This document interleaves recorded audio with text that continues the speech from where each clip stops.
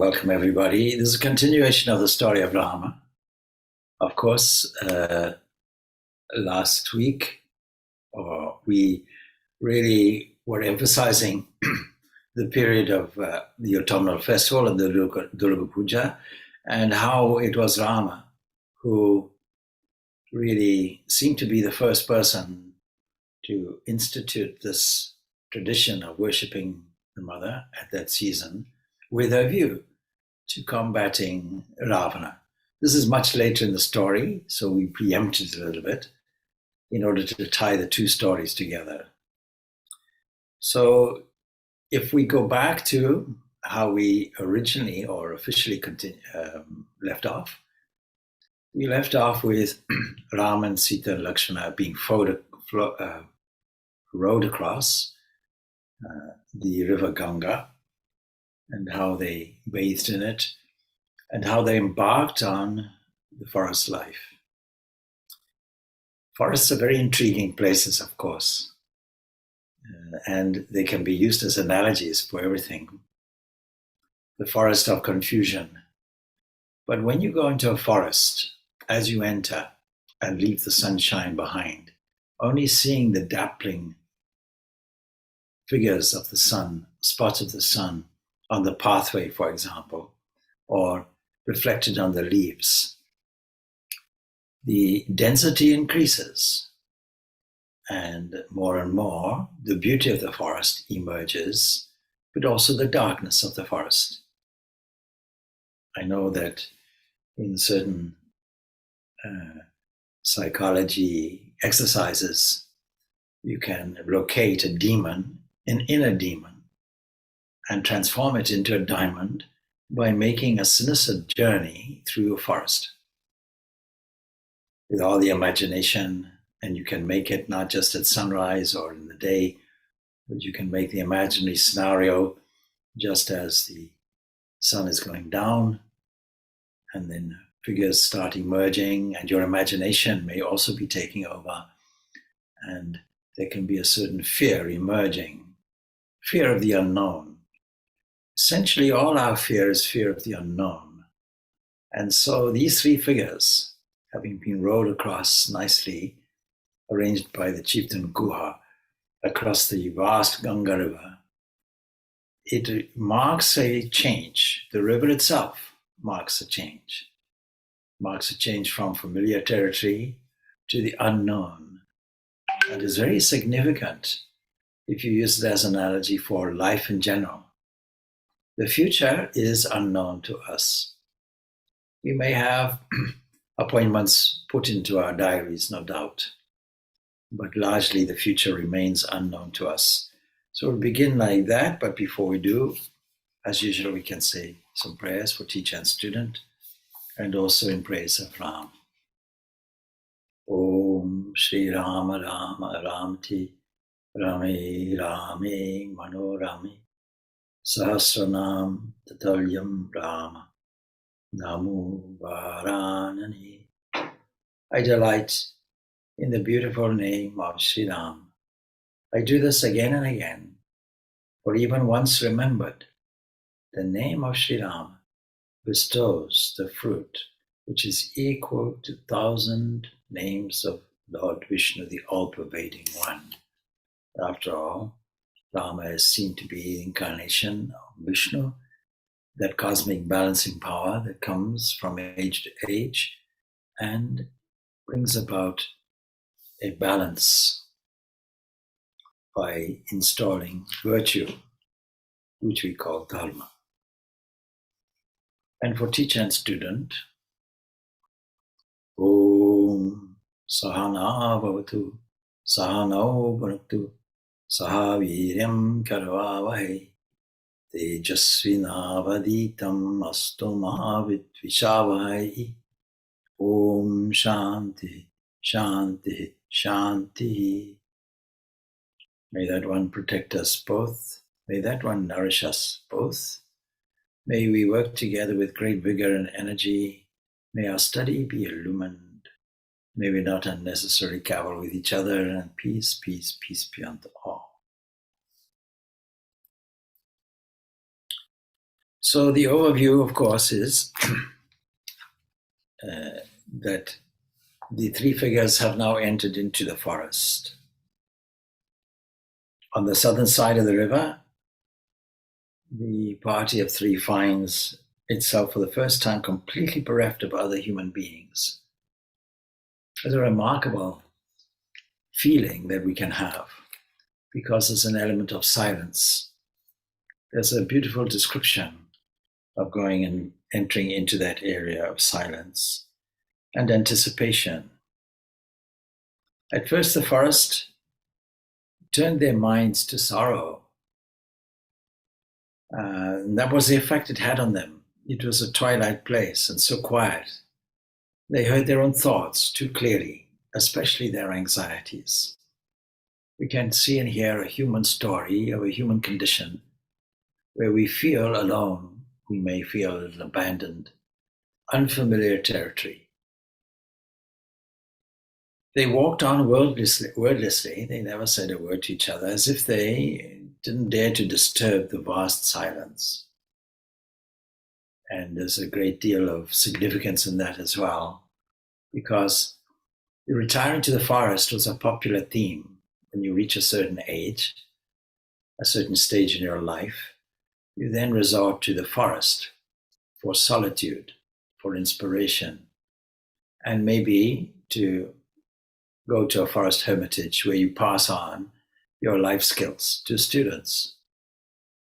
But the forest not only signifies a confusion, a possible confusion, but also clearing the forest will be a clearing of this confusion.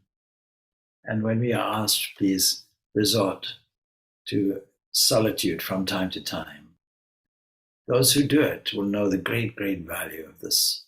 And so really, these three are embarking on a spiritual journey, another phase of their life. And so you can just hear maybe some strange bird cries echoing just now and then, or you can hear the rustling in the undergrowth where unknown beasts made their way through the half dark of the day. And so they had a feeling of great eeriness. Their senses were sharp as arrows, and their bows were strung. Between them was Sita. Ahead was Lakshmana, because he's the protector now of the party. Protecting what is there behind is Sita, and an extra protection, Rama, at the back. The brothers walked resolutely on, and once they stopped to pick up some delicious fruit, let us say mangoes, and made a sweet if somber meal of them. You see, when you look at this, you see the forest actually supplies you with everything. Supposing we were going into an area with complete faith, that is, we don't know how will we be clothed or what we will eat, we will certainly find provisions. Those people who discover ancient civilizations, really primitive to our own eyes, in, say, the Amazon forest. In the Amazon, in parts of New Guinea, there are tribes not yet located, and those that have been located were extremely strange to the viewer, and those people intruding on their space was strange to the tribes.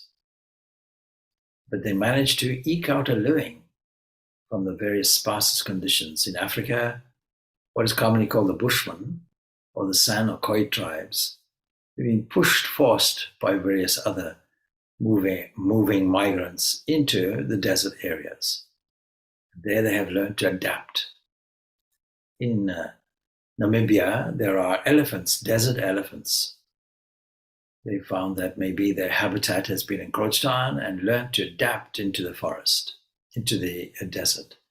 So we are highly adaptable creatures, and human ingenuity and animal ingenuity too knows where water is and knows where food is.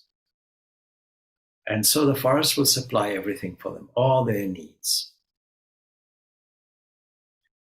So they avoided speaking as if it was forbidden. Such was the initial spell of that awesome forest. and its creatures. And if they watched the intruders from leafy hiding, didn't show themselves, yet in mistrust and conspiracy, and having eaten and rested in the forest, the princes and Sita, they walked on. Now there were very few paths in the forest, and they had to make paths, and their progress was mostly through dense, trackless jungle. And at times, when he could find no other way, Lakshmana drew his sword and cut one for them to squeeze along. We can imagine the scene, how the sun glinted like rare gold through the heavy canopy overhead, and they went south by his position. Now, when evening came, they found a small clearing, and in the middle of it stood a spreading Garuda tree, and Rama called a halt for the day. And there they sat beneath the patriarch of the forest, this great tree, who grew at some distance from his fellows. And by his size, he was older than any of the other trees. He was a giant of the earth, countless summers and winters he had seen. And Lakshmana fidgeted uneasily, and his face was dark after the long walk. But Rama laid a hand on his arm. He says, "We must be calm in this place. The more agitated we are, the more vulnerable we shall be." We can take this as a dictum of the day, and I'll repeat it. We must be calm in this place. What is this place? All your circumstances that you're in, wherever you find yourself here and now. How do you attain this calmness? On the basis of logic, just pure psychology. The more agitated we are, the more vulnerable we shall be. There are many people who feel overwhelmed in certain circumstances and feel a certain naval panic, if you will, a certain inner unsettlement that varies. It could come out even as a panic attack. And people know that the more this happens, the more that they don't control it, the more agitated they become. It compounds the difficulty.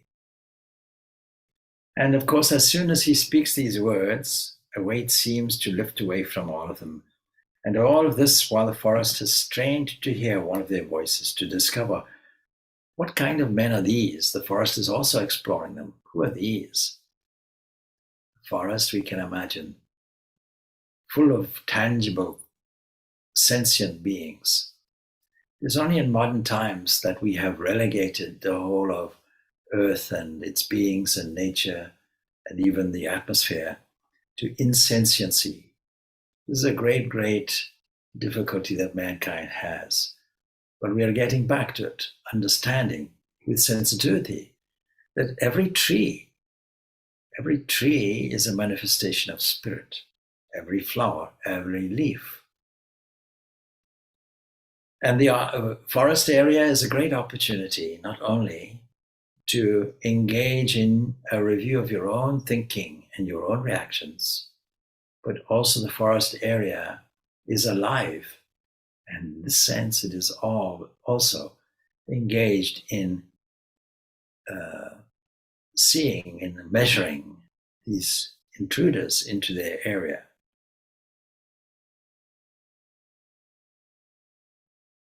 And so we have a picture, Lakshmana's face lost its frown, and now they reclined against the knotty roots of the Garuda tree, tired but not speaking together of this and that, to keep the silence at bay as the sun set. And Sita said little, but sat, of course, close to Rama, listening to them and to the immense jungle around. What a beautiful scene is being portrayed. And when nightfall came, Rama's mind turns back to Ayodhya, and sorrow took him again. Despite all the circumstances, never mind, memory comes back if the mind is left idle. And so he sighs, "Dasaratha, how sad you must be tonight, and how gleeful Kaikeyi, and fear lays hold of me. Lakshmana, once Bharata is crowned and her purpose is secure, how long will Kaikeyi spare our father? These were some of the worries natural to a son. And she has no love for your mother or mine. If the king dies, you will hardly spare them. I think you should go back to Yodhya, my brother, he says to Lakshmana. Now we know Lakshmana's temperament. When Lakshmana is there, and he sat smouldering like a fire that has no more flames or a sea that waves no more, but has grown awfully still, and Lakshmana laid a gentle hand on Rama. You must not grieve like this. This is not the only time in the story that Lakshmana becomes empathetic to his brother and brings him out of a mood. You mustn't grieve like this, or who will comfort Sita and me? One thing is certain, I will not leave you and go back. I have no wish to see my father or my mother even. I would not go into Devaloka if its gates were open unless you were with me. Besides, I think you give Bharata less credit than he deserves. Bharata, his brother, he will look after our father and our two mothers well. And so this is how we find mutual support. This is the value of kinship, friendship. The spasm of anxiety was smoothed from Rama's face. What would we do without you? He cried. We would not survive a night in the forest, let alone 14 years. They gathered dry branches and twigs and kindled a fire in a ring around themselves. In turns, they made sure that the flames never died. And the brothers kept watch while Sita slept. And often during the night, at the periphery of the clearing, they could see animal eyes that glowed red, green, yellow, looking at them probably in curiosity and maybe also in hunger. They heard ominous growling and snuffling, but no wild creature dared come near the fire, which crackled merrily throughout the night. The beautiful descriptions. So they had gathered a good store of fuel before darkness fell, and it lasted until dawn. And in such circumstances, bushcraft, as we call it, has to kick in. And not only is there a practical element of gathering wood, the arduous task of making a fire, creating shelter, situating the fire in such a way that it becomes protective, but there is also a spirituality in it. The ancient people wondered about fire. It was a great miracle how from two sticks a spark can be created, and they saw a link between the external fire, the miracle of it, and the sun, their cosmic fire of the day, and all the sparkling things which are there, as well as lightning, and the inner fire within us that keeps our temperature, body temperature, the same in all circumstances, whether it's hot, whether it's cold. So Sita discovered that night that sleep in the forest was a much deeper thing than it was in the city. And she slept without fear and dreamt lustrous dreams. Now, the next morning, they feel strangeness had left them. They're now made friends with the forest, and we can say the forest has made friends with them. And having passed a restful night in the jungle, this gave them a sense of being accepted. If not yet being welcomed. Any strange new circumstances, we go through all the same things. First of all, in steps. When we first came to our blessed place in Drumheath Gardens, the same feeling was there. First of all, we felt it was unfamiliar territory. And then gradually we felt that we belonged there. And then we felt currently a sense of being welcomed. The forebodings of the dark were forgotten as the sun climbed over the horizon, and day and night were so clearly divided in the wild, like different realms, each with its separate laws. In fact, every day was seen as a new beginning.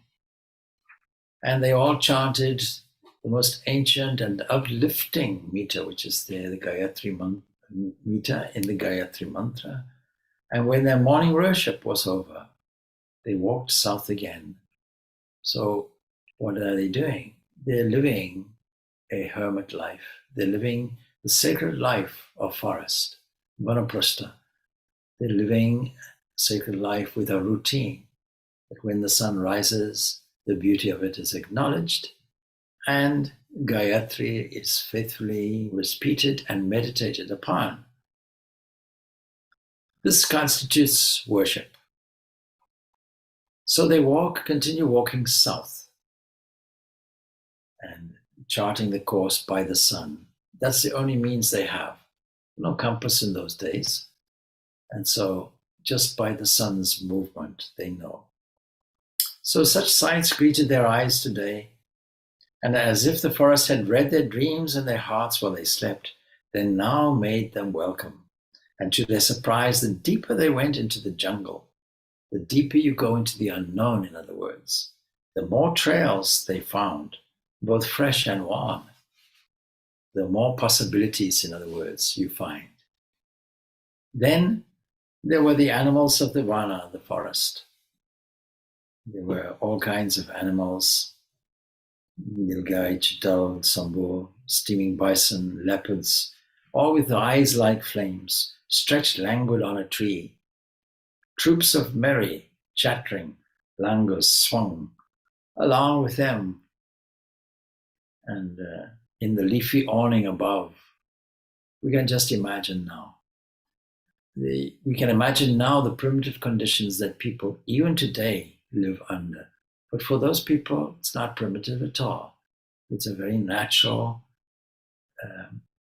symbiotic relationship with forest and its creatures. And once they heard a tiger roar a short way from the path on which they walked, today's thought has a picture of a tiger, but in a cage. And of course, if we want to deal with things philosophically, we can ask this question: are we also angry, roaring tigers encapsulated in a cage? And the cage makes us more frustrated and more angry. It seems like the normal human condition. And after a watchful day, the denizens of the forest knew the weapons that these kshatriyas carried, that they were not for cruel sport. And then the jungle opened its heart to them. A pulsing, sensate thing, a thing which has sentiency, this jungle. So in innocence and wonder, the wild creatures came out to stare. Now they are being part of the forest. And Sita was enchanted, and they came to pools full of dark lotuses in astonishing colors they had never seen unless in forgotten dreams. Now the forest itself is transformed from a psychological place of worry and fear and doubt, unknown territory, going into the darkest areas, the densest areas, now becomes a delight. Same thing in life. All the apparent discord of life, all the life which we think is all against us, can be, with the human psyche, transformed into wonderful discord. And that leads us on to our spiritual self. And so, filigree creepers entwined around knotted old tree trunks created wild veils through which they passed between zone and zone of the jungle. And subtly the forest entered them, and they its ancient soul. Quickly they learned that there were birds in the forest whose incredible beauty no poet had described, and whose songs were haunting legends of the jungle's living heart. And they came to hidden lakes and streams and saw swans gliding on them, haughty and utterly beautiful. As unfamiliar and captivating as the sights and sounds of the mysterious forest were its fragrances. These were exuded by flowers, dull and bright, which grew in profusion everywhere. Wafted on breezes, they blended in the air as if in a vast natural perfumery, and they were blown through the aisles of the forest, heady and delectable. Now Rama, Sita, and Lakshmana, they made their way under the great trees, pausing occasionally when Sita wanted one of the two brothers to pluck a particularly exotic flower for her hair. And they walked towards the place where the golden Ganga and the deep blue Yamuna flow together. And Lakshmana pointed into the sky, and they saw a plume of smoke rising in the distance. And Rama held his hand up for them to be still. And then they thought that they heard it faintly, the dim roar of two rivers hurtling into ecstatic confluence. Rama said in excitement, Prayaga, and an ashram of rishis, probably, and this was in the text says probably, but this was the ashram of Bharadwaja. And so we're now heading for a very different kind of episode in here, and that is to go and stay in Bharadwaja. They go and find the ashram. They see it described as, firstly, having memories of Vishwamitra and their journey with him. These all memories came flooding back. The sun had climbed high over their heads and blazed down on the boiling world. But the thought of Bharadwaja's ashram, and they obsessed them. And naturally, if you go to the forest, what will you do? People of this kind will want to seek holy company. And so it is natural that they seek this ashram. So they hurriedly go on as fast as Sita can walk. And all day they went over uneven terrain, sometimes through flat, dense jungle, and others over steep hillocks that loomed abruptly on their path. Only when the sun was sinking in the west did they stand at the edge of an escarpment and see the two rivers below them, with an ashram tucked cozily between. And so as they draw near, they see a number of rishis about, preparing for evening worship. And we wonder, how do you identify rishis? Of course, we understand that they also have bare minimum. They also are tuned to the forest. They have a certain look about them. Tame deer roamed amongst these rishis or munis, silent ones, huts. These origin of the word monk is mono, you see, somebody by themselves. And we see in the west part of Ireland, if you go to the original isolated monasteries out in the Atlantic Ocean, monasteries were not really collective communities as we know them today. Monasteries were communities of separate, different huts. In the case of those in Ireland, made from stone, and living on whatever was there on, say, Skellig Island, where you had to row across with great difficulty. It wasn't common that provisions were brought from the mainland.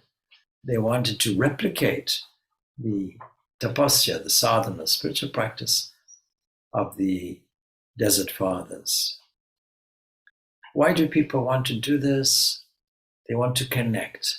They want to connect deeply in the atmosphere of beauty, silence, and yet rawness of nature.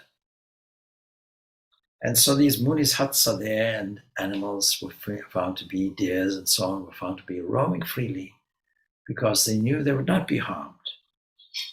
Lakshmana and Sita had not yet acquired the familiar scent of the forest, or even the forest dwellers, and the wild creatures still smelt the city on them, and they were also wary at that point. And the princes and Sita presented themselves before the profound Bharadwaja. Bharadwaja's ashram was there, and Rama introduces himself. See, I am Dasaratha's son. I am Rama. These are my brother. This is my brother, Lakshmana. This is my wife, Sita. Please bless us, O Muni, silent one. We have been exiled to the Dandaka forest for 14 years. So Bharadwaja's eyes took light. He says, I know about you. I know you are Rama of Ayodhya. I know with such insight as God has given me that you have been exiled for no fault of yours. Stay here with us for 14 years. Stay here with us for 14 years and we'll be more than happy to have you. This is the same offer that Guha gave. And for just a glimpse, just a moment, Rama was tempted. Then he said, I thank you for your kindness, but we are still not deep enough into the jungle. And if the people of Ayodhya discover that I am here, they will come often to visit us. I must find a more secret and lonely place. The people of Ayodhya would be very much inclined to follow the path. And though disappointment flickered in his eyes, Bharadwaja nodded in agreement. He said, 10 krosas from here is Chitrakuta, and rishis live there. Anyway, Rama spent the night in Bharadwaja's ashram. Getting up in the morning, they all paid their respects to the great Maharshi, and taking leave of him, set out for this Chitrakuta hill.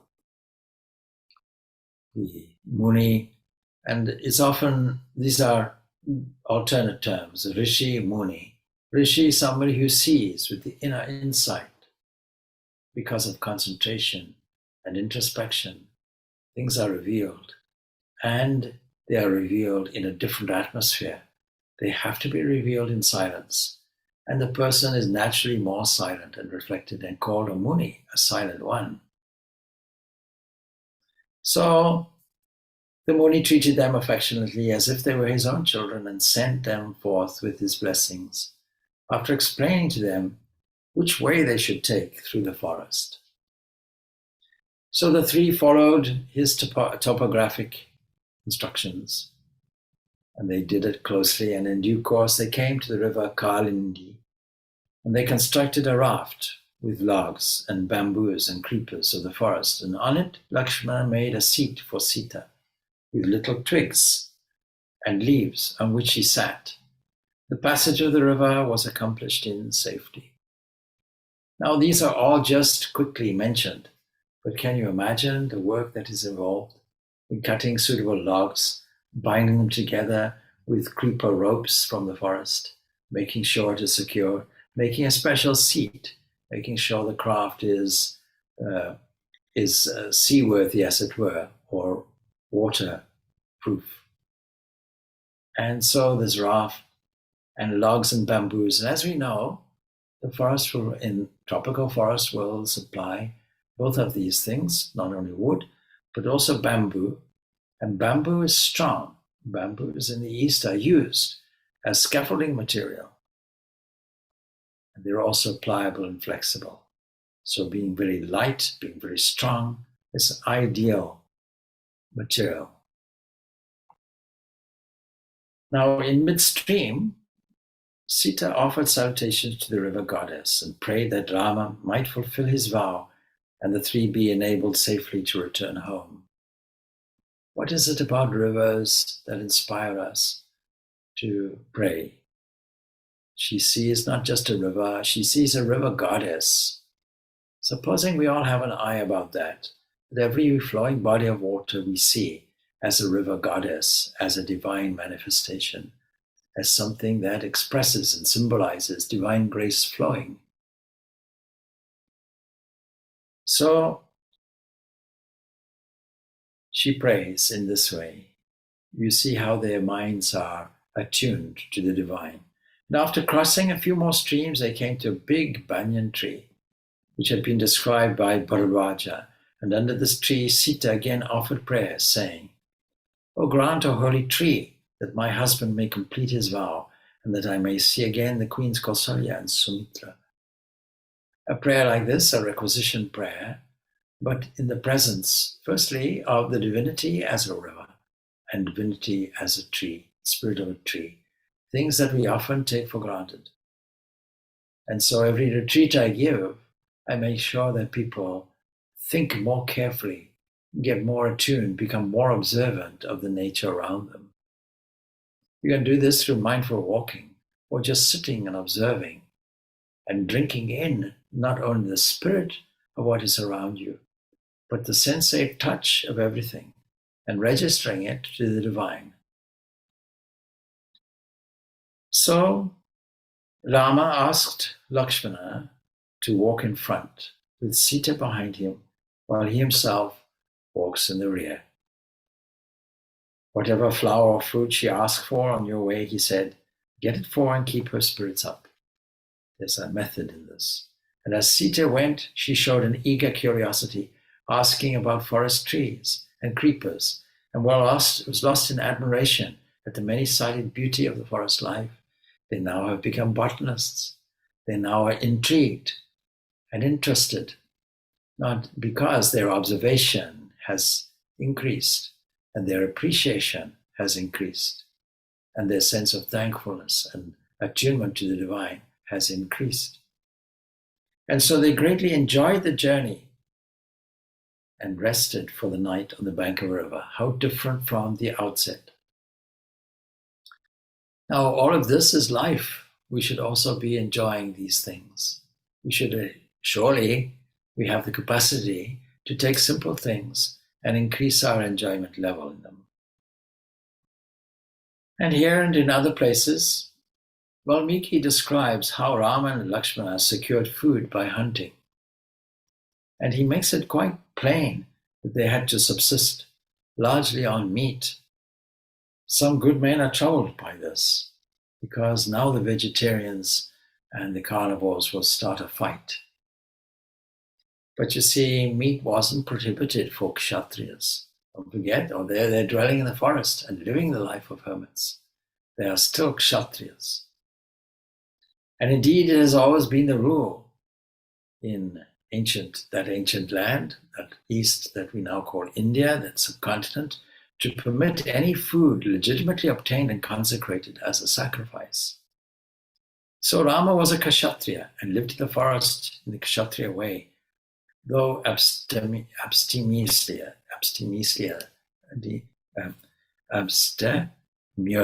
is the word I'm looking for. Okay. In other words, with a certain economy. Now you see, there's a question that arises from this, and Valmiki, and we have already mentioned it.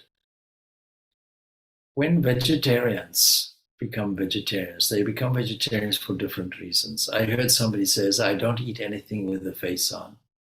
Others say it's for humane reasons.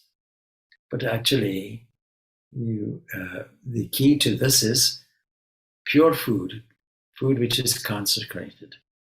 And in the forest, we have wild animals. We don't have animals lined up in an abattoir where they release uric acid and stress hormones. And we know that this creates stress in one and creates uric acid as well. If you go to the Skellig Islands where the monk hermits were there, we find their diet is simply what they had to eat. Because on a small island, which is mainly rocks, what will you eat? You will have to get the food of the ocean, the fruit of the ocean, fish, and you'll also have to eat birds. There's archaeological evidence that these were the diets there. So we leave these arguments to those vegetarians and carnivores and sort it out amongst themselves. The following morning, Rama woke up Lakshmana and said, listen, the birds are singing to the morning sun. It is time for us to start.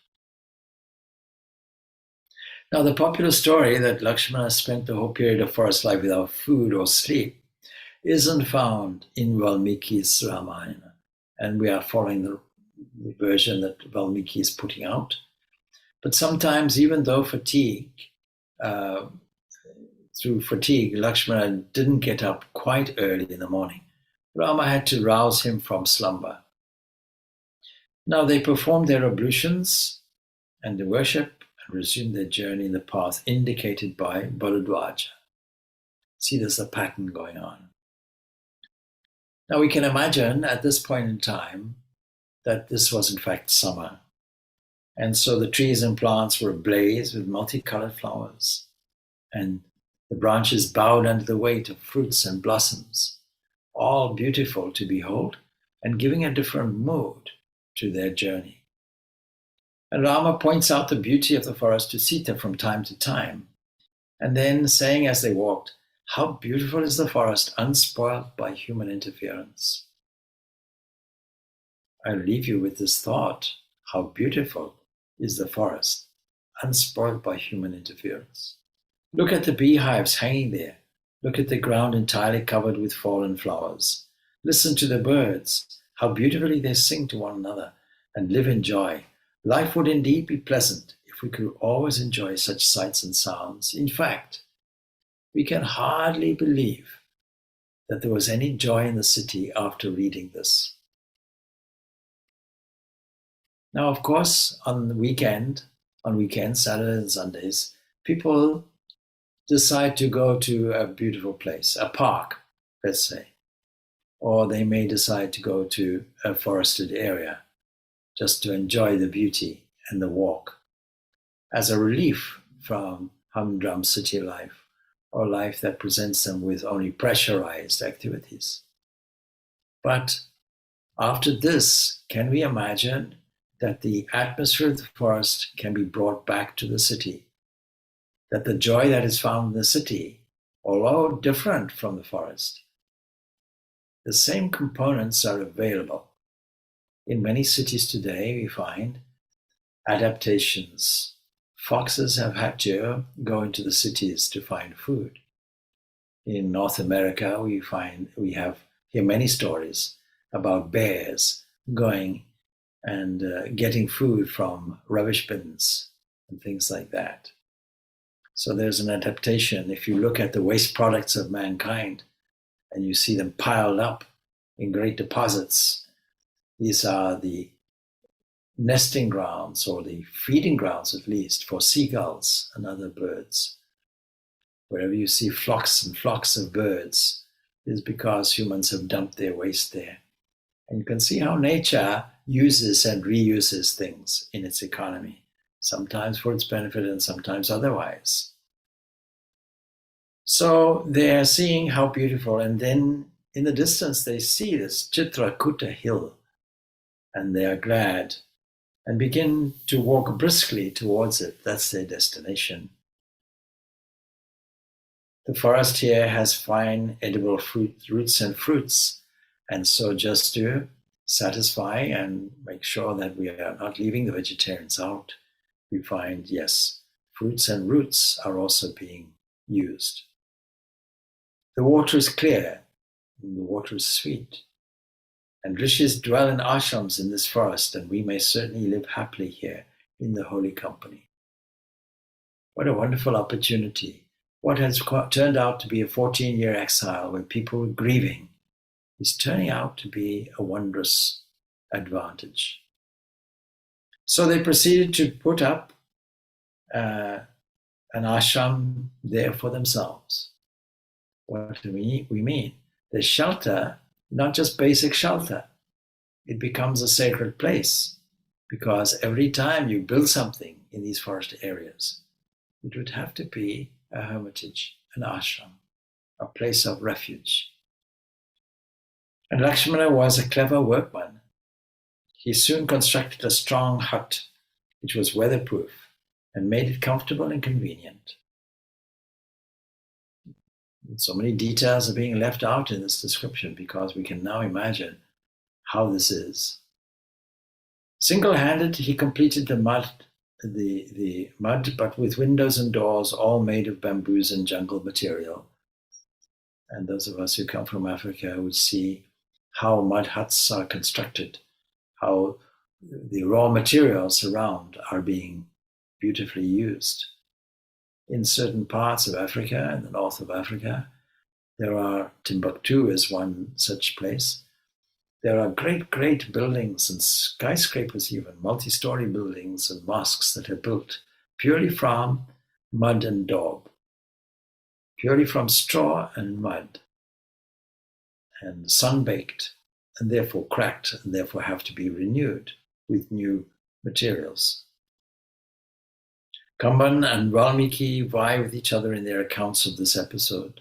And Kamban says that when Lakshmana had completed the structure, Rama embraced him, weeping, and asked him, "When and how did you learn all this?" One can imagine the scene. And Rama, his eyes filled with tears of joy, said, according to Kamban, this is how Kamban will register it. This is a different version from Valmiki, never mind. But the description is beautiful. The flower-soft feet of the princess of Mithila have traversed the hard forest floor, and if her feet have done a wonder, why, Lakshmana, your hands too have wrought a miracle of house-building.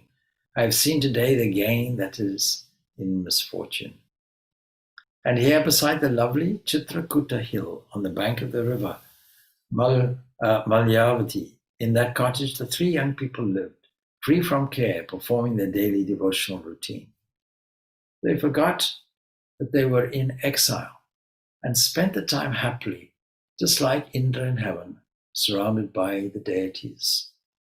The happy life in Chitrakuta is a wonderful background to set off the later sufferings and sorrows of the three which will take place. And so we come now to a more difficult chapter. And it is really, we can register it as our mother's grief in contrast to these scenes. Sumantra and Guha, if we go back to them, Sumantra, if you remember, was the charioteer. He goes back. And Guha is the person, the chief, who stood watching the three figures as long as they could. And when they disappeared from sight, from their point of view, they were plunged into sorrow and went back to Guha's town. And after a while, Sumantra returned to Ayodhya. Now, we shift the scene, because as the charioteer approached the city, he found it desolate and devoid of the usual cheerful bustle of urban life, in contrast to Rama, Lakshmana, and Sita's experience. And as soon as he crossed the fortress gate and entered the city, his chariot was surrounded by a crowd, eagerly asking, "Where did you leave him? Where did you leave Rama? And how was he when you left him? Is he okay?"